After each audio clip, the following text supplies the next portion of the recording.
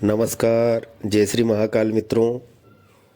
आज से हम लोगों का निरंतर ये प्रयास रहेगा कि साधना से संबंधित जानकारियाँ हैं वो आप तक सोशल मीडिया के माध्यम से पहुंचाई जाए। तो साधना क्या होती है? साधना एक विधि होती है जिसके द्वारा हम बड़ी से बड़ी शक्तियों के ऊपर एक तरीके से नियंत्रण हासिल कर सकते हैं, या जो ईश्वरीय देवीय शक्तियाँ होती है उनको प्रसन्न करके उनका आशीर्वाद और सानिध्य प्राप्त कर सकते हैं। तो साधनाएं करने की बहुत सारी विधियां प्रचलित है, लेकिन मुख्य रूप से जो विधियां हैं वो 3 प्रकार की होती है। सात्विक विधि होती है, राजसिक विधि होती है और तामसिक विधि होती है। सात्विक विधि तो सभी लोग जानते हैं कि शुद्धता पूर्वक भजन करना और शुद्धता पूर्वक वैदिक तरीके से मंत्रोच्चार करके पूर्ण अनुशासन के साथ में साधना करने वाली सात्विक विधि होती है। राजसिक विधि इससे थोड़ी सी अलग हटके होती है, जैसे कि नाम से ही होता है कि राजा की तरह। उसके अंदर नियम थोड़े से कम होते हैं। और जो तीसरी है तामसिक विधि। तामसिक विधि क्या है कि प्रत्येक व्यक्ति नहीं कर सकता। तामसिक विधि के अंदर तामसिक चीज़ों का भी उपयोग किया जाता है, जैसे मदिरा हुई या मांस हुआ या बलि प्रथा हुई। ये सारी तामसिक विधियों के अंदर आती है। और तामसिक विधि की साधना ही सबसे उग्र साधना मानी जाती है, क्योंकि एक तो सबसे बड़ी चीज़ है कि तंत्र या साधना के अंदर अगर किसी भी प्रकार की अगर गलती होती है तामसिक साधना में विशेष रूप से, तो ये बड़ी उग्र साधना होती है। इसके अंदर गलती अगर होती है तो उसका दंड ही मिलता है। इसका विधान ही ऐसा है कि इसमें सीधा दंड मिलता है, इसमें कोई क्षमा नहीं मिलती है। तो तामसिक विधि सबसे उग्र विधि होती है। और मुख्य रूप से अघोर पंथ के अंदर तो तामसिक विधि ही कार्य आती है। इसी विधि द्वारा उपासना की जाती है, पूजा पद्धति है या साधना विधि कहिए। और जो सात्विक विधि है नॉर्मली भजन कीर्तन सब लोग करते हैं।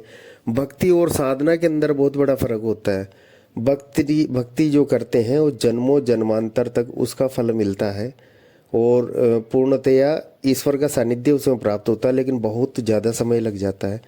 और जो साधना विधि होती है इसके अंदर भी ईश्वरीय सानिध्य प्राप्त होता है, या जिन भी शक्तियों की साधना कर रहे हैं उनका सानिध्य प्राप्त होता है। लेकिन ये एक शॉर्टकट मार्ग है एक तरीके से। हमारे धर्म शास्त्रों के अंदर सब तरीके के रास्ते बताए गए हैं।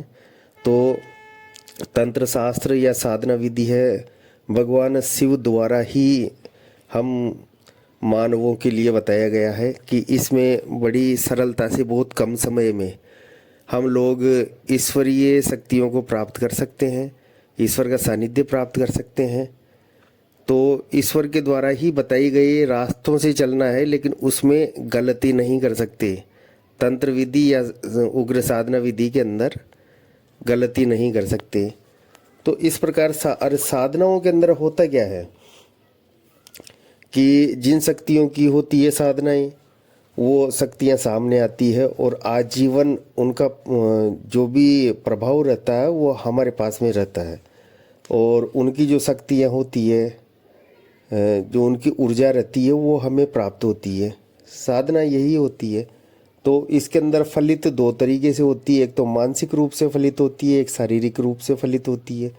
तो शरीर और मन से इनका संबंध ऐसे होता है कि शारीरिक रूप से फलित होने वाली किसी भी वस्तु को या पदार्थ को एक से दूसरे स्थान पर पहुंचाना, या वो शक्तियाँ जिन्हें हम देख सकते हैं, आँखों से बिल्कुल प्रत्यक्ष बात करती है, ये शारीरिक रूप से फलित शक्तियाँ होती हैं।